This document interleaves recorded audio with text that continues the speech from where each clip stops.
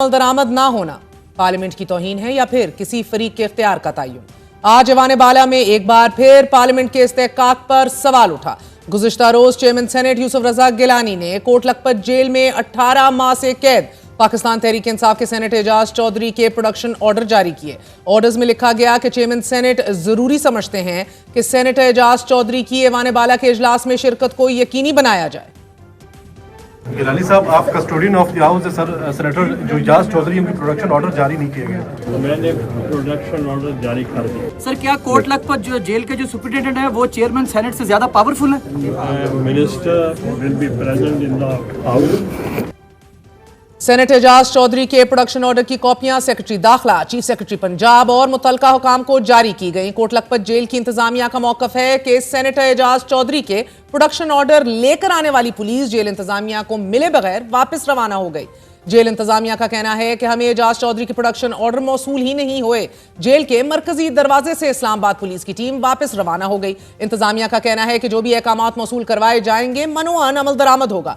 Senator Ejaz Chaudhry के production order जारी होने के बावजूद कोट लखपत जेल इंतजामिया के इंकार पर तहरीक इंसाफ ने ऐवान बाला में सेनेटर एजाज चौधरी की तस्वीर उठाकर शदीद एहतजाज किया। चेयरमैन सेनेट के डाइस के सामने जमा होकर नारेबाजी की गई और एहतजाज के बाद ऐवान से वॉकआउट किया गया। वजीर आजम शहबाज शरीफ की नसीहत पर अमल करते हुए ये एहतजाज ऊ की सूरत में रिकॉर्ड करवाया गया।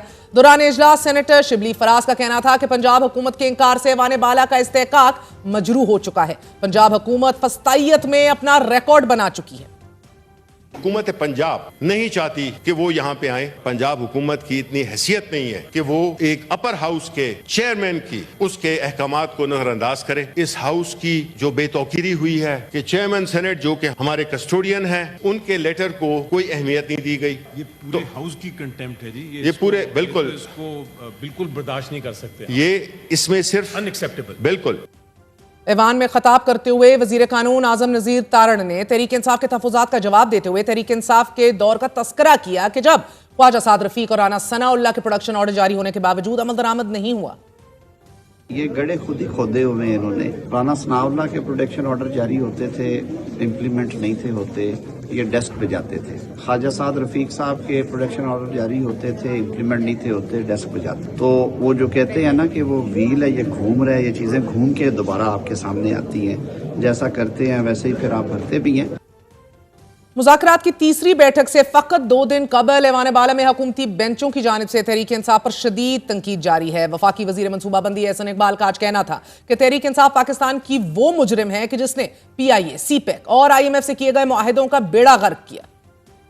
अगर मईशत की दुरुस्तगी ये है कि आप CPEC का मंसूबा तबाह करके चले जाएं, तो ये मईशत की दुरुस्तगी आप ही को मुबारक हो। ये किस मुंह से PIA के नाम लेते हैं? ये वो लोग हैं जिन्होंने पाकिस्तान की शहरी हवाबाजी की सनत को, PIA को कई 100 अरब का नुकसान पहुंचाया। ये वो पाकिस्तान के मुजरिम हैं कि जिनकी वजह से PIA की यूरोप और अमेरिका की और लंदन की परवाजों पे पाबंदी लगी। ये वो नालायक हैं, ये वो नाअहल हैं जिन्होंने पाकिस्तान की कौमी एयरलाइन का बेड़ा गर्क किया। इनके खिलाफ इंशाअल्लाह ताला तहकीकात होंगी।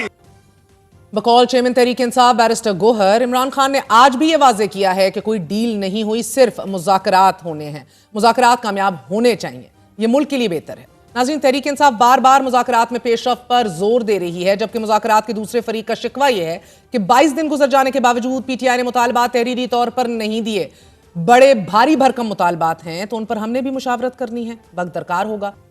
जब से अब से कुछ देर पहले इरफान सिद्दीकी साहब जो कि अहम रुकन है मुज़ाकराती कमेटी का, उनका कहना था कि जरूरत पड़ी तो मुज़ाकराती अमल के दौरान अदलिया और इस्टेब्लिशमेंट से भी मदद लेंगे। गुज़िश्ता रोज नाज़रीन कौमी असम्बली के इजलास में हुकूमत और अपोजिशन के दरमियान शदीद तनकीद का तबादला हुआ। मुज़ाकरात के तनाजुर में इस गर्मा गर्मी को ताज्जुब से देखा गया।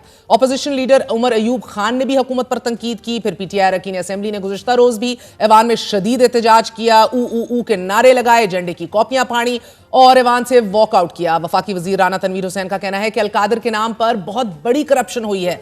क्या शौकत खानम और नमल से उन्होंने पैसे नहीं कमाए? जबकि वजीर दिफा ख्वाजा आसिफ का कहना है कि ऑपोजिशन के लोग जिस तर्ज अमल का मुजाहिरा कर रहे हैं वो किसी मुज़ाकरात में कैसे मुआविन साबित हो सकता है। छोड़े इस ड्रामे को, बार बार इसे स्मोक स्क्रीन करार दे रहे हैं। मैं तो कहूंगा कि मुज़ाकरात जो है डिसरप्ट कर दें, छोड़े इस ड्रामे को जो है लगाया हुआ है जो है मुज़ाकरात जो है कतई तौर पे मुज़ाकरात के लिए कुछ सिंसियर नहीं है। इट्स ए स्मोक स्क्रीन, कोई उनका मकसद नहीं है मुज़ाकरात का। तो अब ये शफ क्या हो रहा है, अब क्यों बात कर रहे हैं, इनडायरेक्टली भी क्यों बात कर रहे हैं। डायरेक्टली बात कर लें अगर उनका ख्याल है कि जिनके पास इख्तियार है उनसे बात करनी चाहिए, डायरेक्टली बात कर लें अगर वो करते हैं। बात जुबानी की एक नई मिसाल कायम करने वाला शख्स ख्वाजा आसिफ, हुकूमत तेरी अपनी है भाई, जा हुकूमत से कहा खत्म कर दे, हमको मुज़ाकरात की भीख नहीं मांग रहे। Let me be very clear on it, आपने करने करें, नहीं करने ना करें। 190 मिलियन पाउंड केस के हवाले से भी अपनी अपनी वजाहतें दी जा रही हैं। आज भी तहरीक इंसाफ की इन वजाहतों का हुकूमती वज़रा ने दू बदू जवाब दिया है।